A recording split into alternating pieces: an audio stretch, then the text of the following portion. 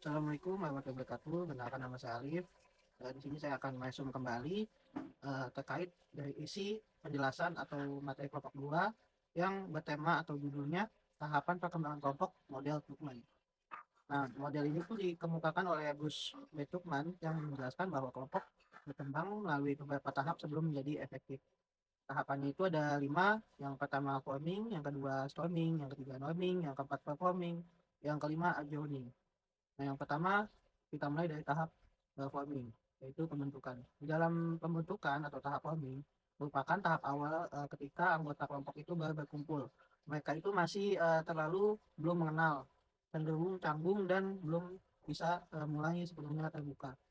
Ciri-cirinya itu anggotanya itu masih malu-malu, komunikasinya masih terbata-bata atau belum lancar, bergantung pada konselor.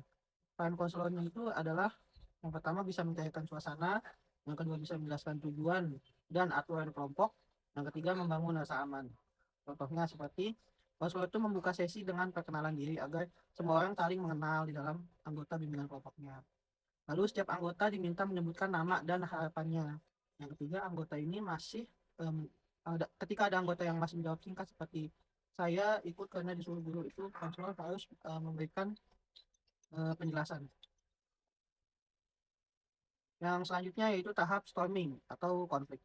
Dalam tahap storming atau konflik muncul berbagai pendapat antar anggota, yaitu dimulainya ego masing-masing anggota itu mulai terlihat dan anggotanya itu mulai menunjukkan sikap keasliannya. Cirinya itu ada perbedaan dari tiap pendapat antar anggota masing-masing. Lalu munculnya ketegangan. Selanjutnya ada anggota yang dominan atau pasif. Jadi peran konselor di sini cukup menjadi penengah, mengelola konflik secara sehat, dan mengajarkan cara menghargai pendapat.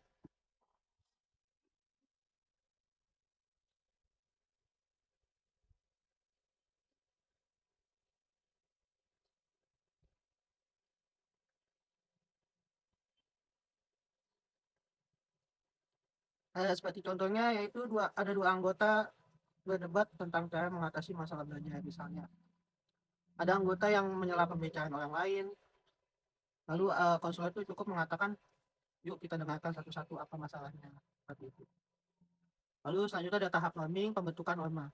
Penjelasan tersebut merupakan anggota ini mulai saling memahami di dalam tahap norming, saling menerima perbedaan dan membentuk aturan bersama. Seperti ciri-cirinya itu hubungan ini mulai akrab, ada saling percaya, nama kelompok terbentuk. Peran konselor di sini yaitu memperkuat kerjasama, menjaga suasana positif, mendorong partisipasi supaya lebih aktif. Contohnya seperti anggota mulai saling mendukung anggota lainnya. Ada kesepakatan tidak saling memotong pembicaraan. Anggota berkata itu silahkan kamu dulu yang berbicara, atau anggota lainnya itu mengalah. Dan juga ada tahap performing atau pelaksanaan. Kelompok sudah mulai berjalan efektif. Anggotanya mulai aktif, terbuka, dan fokus pada tujuan. Ciri-cirinya itu diskusinya berjalan lancar, anggotanya saling membantu, masalah dibahas secara mendalam.